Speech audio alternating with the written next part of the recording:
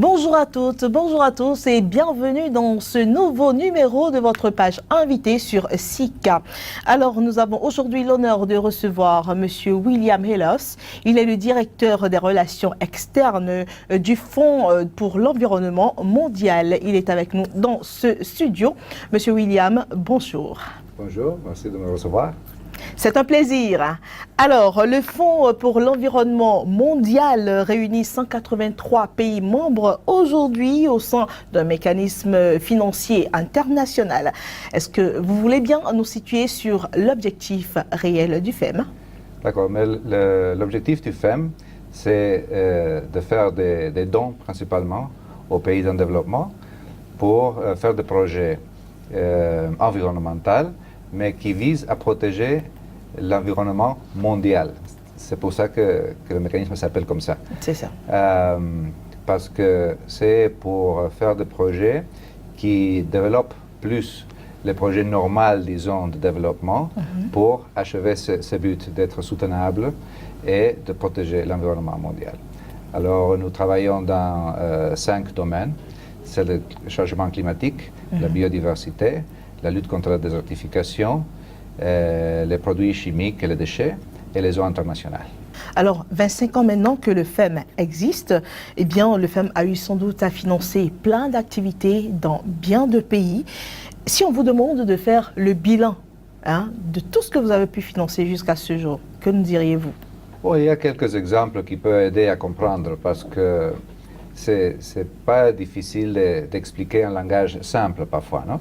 Mais disons, dans le domaine du changement climatique, surtout la mitigation, on a visé à réduire les émissions.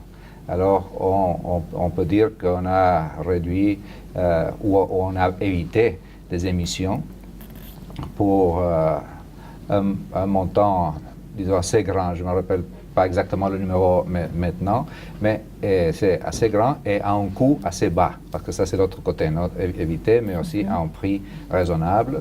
Dans le domaine de la biodiversité, on a développé des aires protégées partout dans le monde qui sont, disons, équivalents à la surface du Brésil et encore plus. Alors c'est assez grand l'extension, on peut les voir de l'espace extérieur quelque part dans le monde. Le plus grand peut-être c'est dans l'Amazone, mais aussi en Afrique il y a beaucoup de aires protégées, même ici en Bénin. Au Bénin. Les autres domaines d'intervention sont plus nouvelles, disons. Alors dans la dégradation de terre, on travaille beaucoup avec les petits agriculteurs pour qu'ils améliorent leurs pratiques. Ils utilisent des techniques modernes qui évitent la dégradation de terre et aussi qui permettent le développement de la biodiversité dans les terrains sous cultivation. C'est ça. Dans la partie eau internationale, on travaille avec les rivières qui sont internationales, et, évidemment les grands espaces maritimes, mais aussi les eaux souterraines. On a travaillé presque pendant toutes les zones les plus importantes du monde pour la protection de la biodiversité côtière. Évidemment, les rivières, c'est quelque chose assez politique, non? Alors, le travail du FEM, du point de vue technique, pour protéger la qualité des eaux, l'existence même de la rivière, a permis parfois d'avancer même bien au-delà qu'on ne se pensait au-delà des objectifs politiques. Non? Voilà. Alors le Nil, par exemple, l'Amazone, des grands systèmes rivières du monde, tous nous ont travaillé, le Danube en Europe. Mais écoutez, comment est-ce que le FEM procède-t-il pour organiser ce financement-là à travers le monde? Bon, nous avons un groupe de, disons, 33 pays bailleurs de fonds qui font une promesse de contribution pendant 4 ans. Maintenant, ça c'est la 6e reconstitution de fonds pour un montant de 4 milliards et demi de dollars. Et pour certains domaines d'intervention, on a une combinaison d'une allocation nationale et un montant réservé pour faire des projets régionaux ou des autres activités. Ça, on le fait dans le domaine du changement climatique, biodiversité et dégradation de terre. Pour les produits chimiques, il y a une division qui c'est par convention internationale. C'est ça. Et pour les eaux internationales, il y a un montant général pour que tout le monde puisse bénéficier, exactement. D'accord. Mais c'est quoi le suivi qui est fait de votre intervention? Quand vous choisissez les pays, quand vous voyez les activités à financer, comment est-ce que vous suivez l'application de tout ceci, ou plutôt la mise en œuvre de toutes ces activités-là? D'accord. Alors, l'institution a des stratégies pour chaque domaine d'intervention. Le pays travaille avec des agences internationales, soit les banques régionaux, disons la Banque africaine, ou la Banque asiatique, ou interaméricaine, ou la Banque mondiale, ou bien avec des organisations des Nations Unies, le PNUD, le PNUE, la FAO, l'ONUDI. Ensemble, ils préparent le projet, ils le soumettent au Conseil du FEM. Le Conseil dit oui, disons, et finalement, ça commence à être exécuté. Pendant l'exécution, il y a des rapports annuels, il y a une évaluation à mi-parcours et il y a une évaluation finale. Alors, c'est comme ça qu'on maintient une connaissance de ce qui se passe. On peut faire les changements nécessaires, les ajustements nécessaires, ça dépend du projet. Quel a été l'impact de l'avènement du changement climatique sur le fonctionnement du Fonds pour l'environnement mondial? Dans les dernières années, l'impact du changement climatique a été ressenti plus fort. Alors c'est devenu un problème vraiment international qui doit être attaqué, disons, pour essayer d'éviter le pire impact. Et par conséquent, il y a eu une multiplication de fonds. Disons, avant, c'était seulement le FEM, mais il y a des fonds spéciaux dans la Banque mondiale, il y a un fonds vert du climat nouvel qui a été créé, il y a le fonds d'adaptation. Même dans le FEM, il y a 2 fonds pour l'adaptation. Alors, maintenant, le défi, c'est de les faire travailler ensemble. Voilà, en synergie. En synergie. Avant, c'était une seule, maintenant, il y a plusieurs.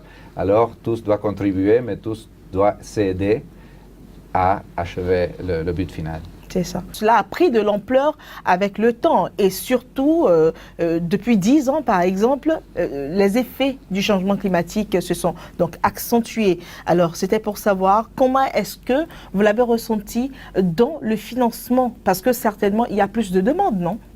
Évidemment, il y a plus de demandes. C'est pour ça que la stratégie centrale du FEM6, c'est de concentrer les ressources pour avoir le plus grand impact possible sur les causes fondamentales de la dégradation environnementale, et ça inclut le changement climatique. Ça veut dire qu'on fait un grand effort pour que la génération d'électricité soit soutenable, pour que les bâtiments soient efficients énergétiquement, du point de vue de l'utilisation de l'énergie, pour éviter les émissions des transports, tout ce type de choses, ce sont des choses qu'on finance avec l'argent du FEM. Du FEM. Alors aujourd'hui, du côté de l'Afrique, quels sont les grands défis? Je pense qu'en Afrique et dans le reste du monde, c'est plus ou moins la même chose. Il faut viser à changer la façon où les personnes, dans leur vie normale,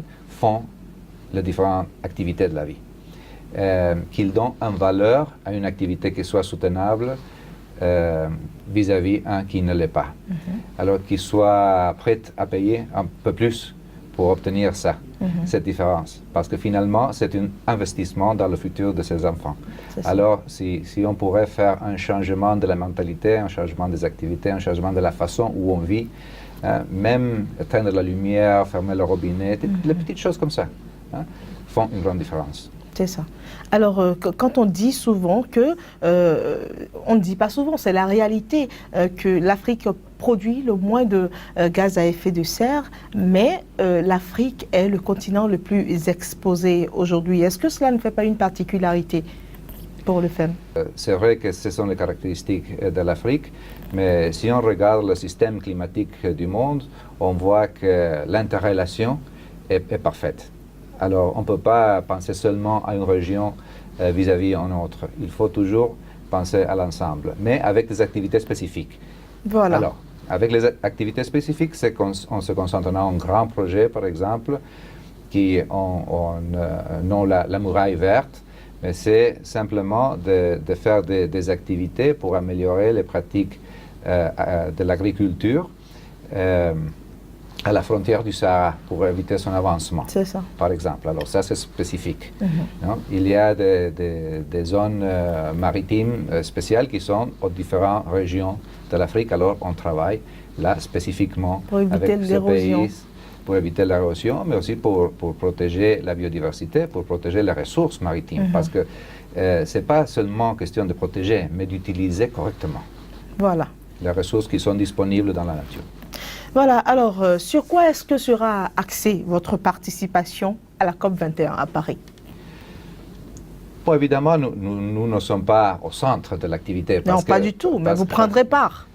Évidemment. Alors, nous sommes là pour aider à penser les stratégies, comment achever les buts que les pays vont décider, parce qu'ils doivent décider de prendre des engagements à réduire les émissions, hein, pour éviter que la température mondiale monte au-delà de 2 degrés. Pour ce faire, il y a un coût économique. Absolument. Mais aussi, on doit savoir comment le faire. Et ce sont parfois les projets du FEM qui aident à trouver la façon, et qui aident à essayer des techniques et des technologies nouvelles pour démontrer s'ils fonctionnent ou pas. Alors c'est ça notre rôle, d'aider les pays à achever le but central de la Convention. Parce qu'il ne suffit pas seulement de trouver un accord ambitieux, mais il faut que l'accord soit réalisable, il faut que les décisions soient mises en œuvre. Exactement, et c'est ça la partie difficile, parce que ça affecte des intérêts multiples des intérêts économiques, hein, dans différents pays. Et il faut les convaincre aussi, de permettre le pays d'accomplir ces objectifs. Ces objectifs, oui. Avant qu'on finisse, dites-nous, c'est quoi votre lecture de la COP21 aujourd'hui? Quelles sont les choses pour vous? Les négociations internationales sont toujours difficiles. Mais je trouve qu'il y a une volonté politique partout dans le monde de vraiment avoir un succès. Alors, je crois qu'ils vont le trouver.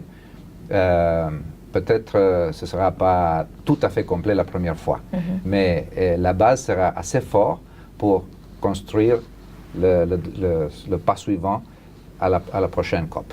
Mais cette COP va avoir du succès. Il y aura la base d'un bon accord qui permettra à tous les pays d'être confiants que les autres vont respecter. Parce que ça, c'est l'autre. Il y a beaucoup de bonne volonté, mais tout le monde doit respecter. Non? Je pense que cette fois, il y a cette volonté politique et tout le monde est convaincu que chacun doit contribuer. Alors ça va nous amener à un succès. Et l'espoir également, c'est que l'accord soit trouvé, mais que chacun respecte, ou plutôt honore l'engagement qu'il aura pris durant cette COP21. C'est ça. Mais en général, tous les pays le font, parce qu'ils le font de bon cœur, je trouve. Je rappelle que vous êtes le directeur des relations externes du Fonds pour l'environnement mondial. Nous vous remercions d'avoir accepté passer sur le plateau de SICA. Merci à vous de m'avoir invité.